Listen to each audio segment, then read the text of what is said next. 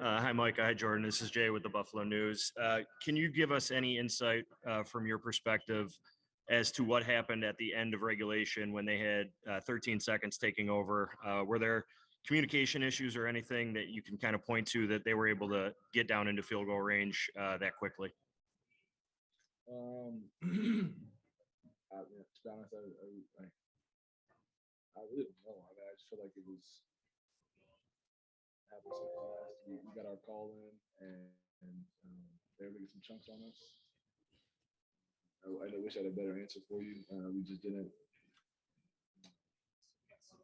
get up and contest the throws they were making.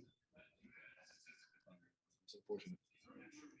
Yeah, Micah, and listen, I apologize. I think I'm speaking for everyone. We weren't really able to hear that. I don't know if there's somebody from PR that could maybe, if the mics are on or anything like that, but.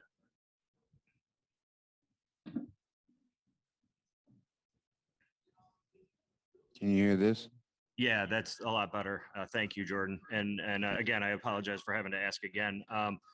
Just the idea of not being able to get off the field after the offense had given you the lead.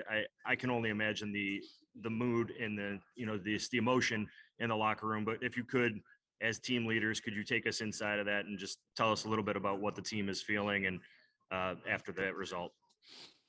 Yeah, I mean, obviously not the way we wanted to end our season. Man, that was offense did everything they had to do. Defense, we just had to go out there and make a stop. Weren't able to do it. It's just it's a tough feeling, man. It's just a really tough feeling. Hard to put in words. It sucks. Something we got to live with, something we have to learn from. Thanks, guys. Appreciate your time.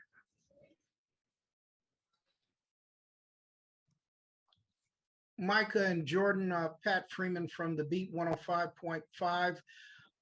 What are the feelings in the locker room after a game like that, and knowing that there's so many changes at the pro level, that this is the last time that this group of teammates will play together again? What's the feeling in the locker room? Well, can you hear me? Can you hear me okay? Yep, I can hear you. That's something you don't really think about until you obviously played the last snap and you're walking off the field. You realize, this is the NFL. You don't have the same roster each and every year, coaches included. We've been together for a lot of us have been together for 5 years, and that might not be the case. So, I think it's beyond football. We're really like brothers in the locker room. We celebrated, we failed together, we cried together, we laughed together, throughout the years. And then, when something like that happens, it's again a hard way to go out. It's tough, man. Jordan, your thoughts on that? What were your feelings in the locker room? Yeah, I mean, I think Micah said it. It's tough. Every season, roster moves, changes. So, I don't know. I don't know what this team's going to look like next year, but it probably isn't going to look the same. That's the hard part about it. You grind all season with, and, like Micah said, with some guys been here 5 years, 4 years, 3 years, together. You work so hard and you want it so bad.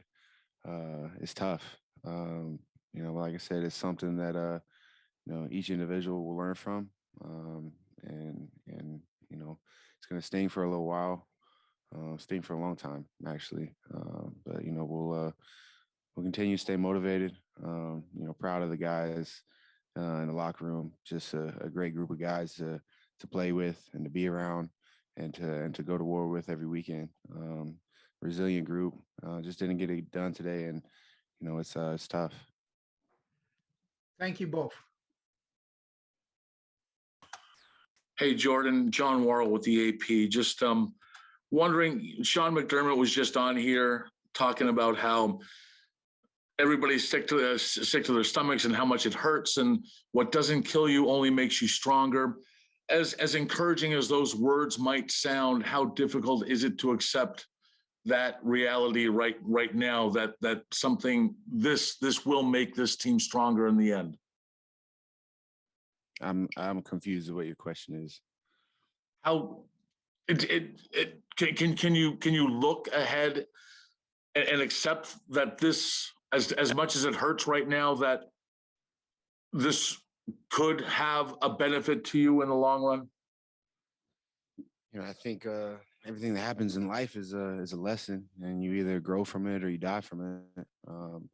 You know, like I said, we got a lot of resilient guys on this football team. A lot of guys that have been in the league a long time, some who haven't, but at the end of the day, you know, we didn't come on top today, and you know, we got to learn from it, and you got to use that. You know, I don't know, we said that last year. You know, use it going into the off season, and you know, I don't want to say it again this year, but you know, it's something that you're gonna have to feed off in the off season, and continue to learn from. And you know, this one's gonna hurt for a little while.